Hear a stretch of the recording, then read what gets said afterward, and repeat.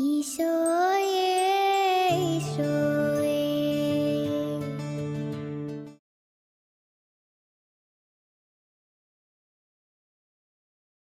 വിശുദ്ധ ലൂക്ക എഴുതിയ സുവിശേഷത്തിൽ നിന്ന് ഭഗ്നാശരാകാതെ എപ്പോഴും പ്രാർത്ഥിക്കണം എന്ന് കാണിക്കാൻ യേശു തൻ്റെ ശിഷ്യന്മാരോട് ഒരു ഉപമ പറഞ്ഞു.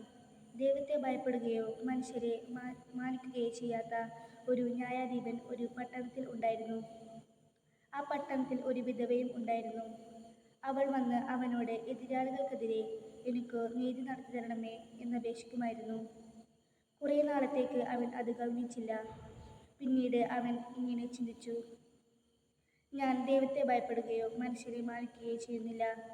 എങ്കിലും ഈ വിധവ എന്നെ ശല്യപ്പെടുത്തുന്നതുകൊണ്ട് ഞാൻ അവൾക്ക് നീതി നടത്തി കൊടുക്കും. അല്ലെങ്കിൽ അവൾ കൂടെ കൂടെ വന്ന് എന്നെ അസഹ്യപ്പെടുത്തും. കർത്താവ് പറഞ്ഞു, നീതിരഹിതനായ ന്യായാധിപൻ പറഞ്ഞതെന്ത് ശ്രദ്ധിക്കുവിൻ. അങ്ങനെയെങ്കിൽ രാവും പകലും തന്നെ വിളിച്ചു കരയുന്ന തൻ്റെ തിരഞ്ഞെടുക്കപ്പെട്ടവർക്ക് ദൈവം നീതി നടത്തി കൊടുക്കുകയില്ലേ? അവിടുന്ന് അതിന് കാലവിളംബം വരുത്തുമോ?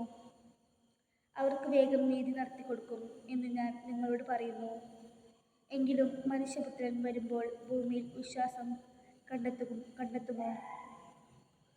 കർത്താവിൻ്റെ സുവിശേഷം.